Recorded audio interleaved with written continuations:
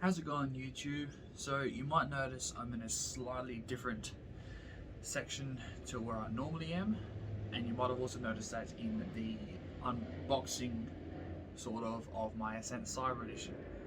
So the reason I'm in here is because my shed that I have in my room has kind of got a little bit of a leak and it is raining. So I have commandeered another family member's bedroom. So that's why the camera setup's a little bit weird and I'm in this different room. Apologies for the last video I did where I was a bit quiet. That's because the house is full of people and I had to be a little bit quiet. I increased the volume as much as I could. It would only let me do like 15 decibels, so it didn't increase it by that much. But anyway, that's a separate issue.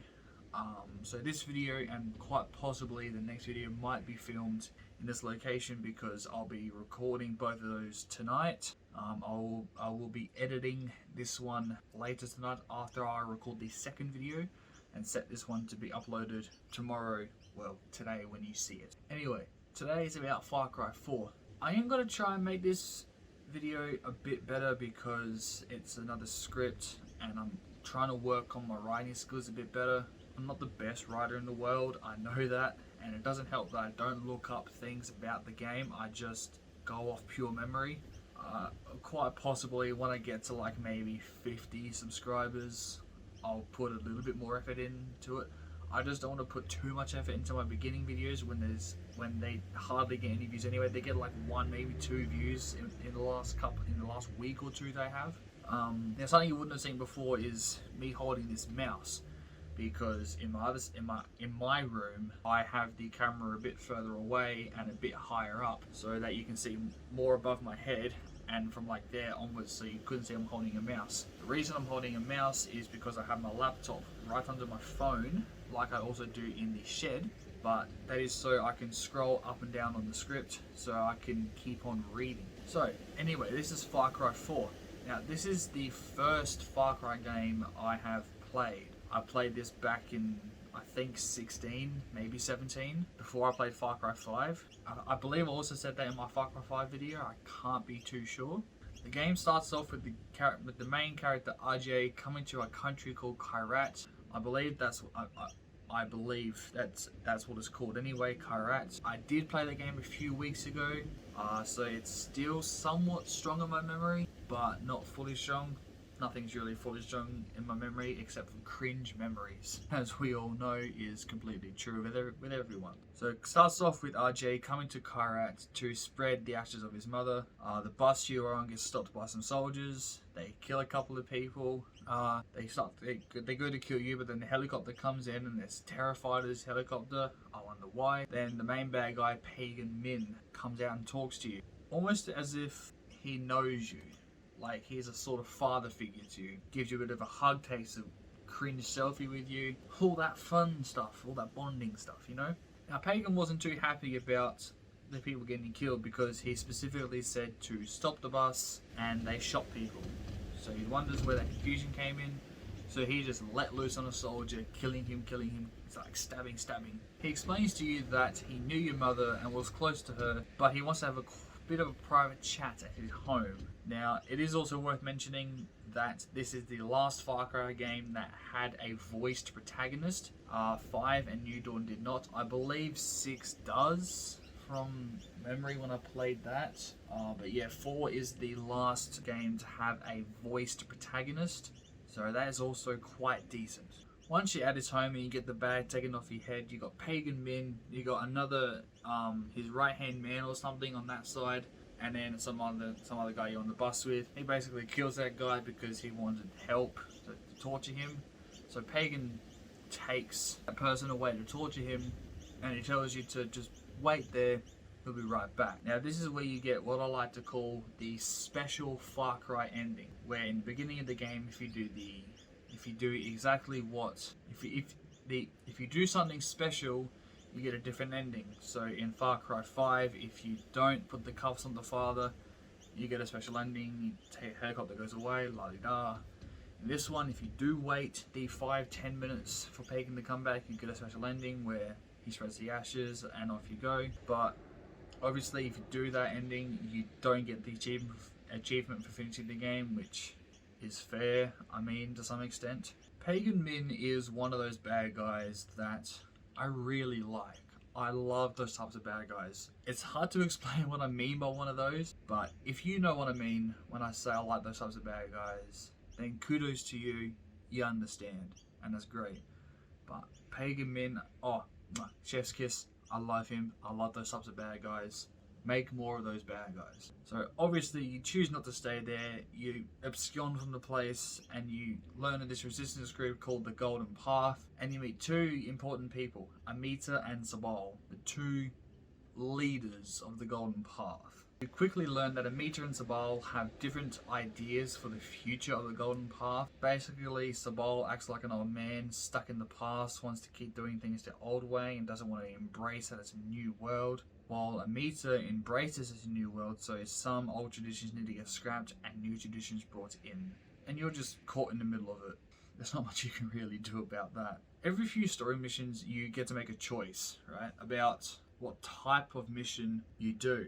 Now, what I mean by that is Amita and Sabal, like I said earlier, have different ideas. So depending on who you choose to side with on that particular mission, that will shape who is going to be the leader of the Golden Path for the next couple of missions, and what story mission or two will follow after that, and the type of story mission you do when you make that decision. Ultimately, it's up to you what you decide, because you get to hear both sides of the story. So you get to listen to what Sabal wants to do, and then you get to listen to what Amita wants to do, and then you can decide who you want to go. I believe you make this choice about 4 or 5 times throughout the campaign. From what I've experienced, the choices don't really matter. The only choice that matters is the last choice you make, whether you choose to side with Amita or Sabal, because whoever you choose to side with on that last selection, you have to kill the other person. So we'll use my playthrough I did as an example. So I chose to side with Amita every single time for reasons that I'll explain in a separate video. Maybe not. But anyway, I chose to side with Amita on the last choice as well. So that meant that I had to kill Sabal. So if you say you chose Sabal at the end, I would assume you have to kill Amita. So the first few choices don't really matter about who you choose to side with. It's the last choice that matters, because that's who you will choose not to kill, and you kill the other person. Along the way, you meet these few different people who offer you side missions. There's 3 different sets of side missions, I believe. So the one set is with these 2 junkies. Yes, I say junkies because they take drugs and they smoke drugs. That is the proper term for them. Last time I looked. So just saying. So they're living in, I believe it's your parents' house, and each side mission is like they try out a new drug on you or something. It's quite fun, the side missions. They're quite hilarious. It's mainly just you running somewhere trying to find them. It's a bit of a joy. I believe we do this about 5 or so times, and then they pack up their tent and leave. So now the cool thing about this one is that after you see them for the first time, you unlock a new side activity, optional side activity, where in your house you got like this empty big banner of where this poster, and basically you can choose to do the side activities where you find each of the 5 pieces, I believe it is, to fill up that thing. Now each of those is its own drug-induced thing, with like these people with masks who you shoot with a bow and arrow. You have this like white tiger thing. It's real trippy, bro. It's like, that's fun. I personally only did 3 of them because I just couldn't really be fucked, because I don't think you get anything out of it, not even an achievement. So I didn't really bother with it, to be completely honest. The second different side mission you unlock is with this gunsmith priest, who I believe wants you to tail someone to find their stash of opium, get the opium, and then deliver it back to him. It's your typical Ubisoft follow mission. I don't think there's too many of these in the actual main story, but this side quest makes up for all the tailing missions that there needs to be in any game. There's too many. One's probably enough for any game because they just suck, but they're a Ubisoft trait. I don't think there's any Ubisoft game out there that I've played with no tail missions. I have only played the Assassin's Creed games, the Watch Dogs games, the Far Cry games, and the Crew. I haven't played the Ghost Recon game, so I don't know if there's any tailoring missions in those, but out of the other Ubisoft games I've played, they've always had a tail mission, and it fucking sucks. Now, doing these side missions offer you a decent reward, because I believe with the junkies, you get some XP, of course, but I think you also unlock some new, like you can use those drugs on yourself, like the seeing through walls to see animals, or like whatever they were, I cannot even remember. With the gunsmith, obviously you unlock a weapon each time you complete one of his side quests. Now I believe it's the third and final set of side missions you have is with this dude who's like a pilot who like knew your parents or whatever. So you go to this snowy mountain top like 3 or 4 times to find something. The last time he just fucks off and leaves you for dead. So that's that. I believe you only get XP out of that anyway. I can't really remember. It's also worth mentioning that there are about 4 or so strongholds, not including Pagan Min. So you got 1, 2, 3, 4, then you got Pagan Min. Now the strongholds themselves are optional. You don't have to take them over. However, killing the people that own the strongholds or the captains of the strongholds, whatever, killing them is part of the story, so you have to kill them. However, taking over the forts are not completely optional. You can choose to do them or not. I believe you do get a couple of achievements out of doing them. I believe you get one for doing 2 of them and then all 4 of them. You get XP from doing them, and you get another few places to fast travel, is what I believe the only thing you get out of doing those. The last mission involves either killing Sabal or a meter. You quite possibly could kill both. I have no clue. But then you fight through Pagan's Fort, killing his wave and waves and waves of men. I've got to say that part was a bit boring. I hate it when you got to deal with waves of enemies for no fucking reason. I just hate them. I do. There's nothing you can say to change my mind. Now this is the part I really like when it comes to the endings of video games, and that is the multiple different endings you could possibly get. I believe there's about 3 or 4 endings you could possibly get if we include the one at the beginning of the game. So that might make it 4 or 5, but let's just say 4 because that's, I don't know.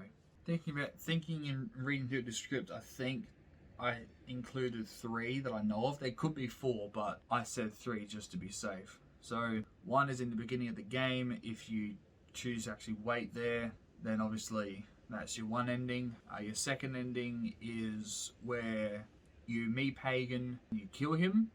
And your 3rd ending is where you meet Pagan but you choose not to kill him. I personally, on my playthrough, chose not to kill him. So I got that ending.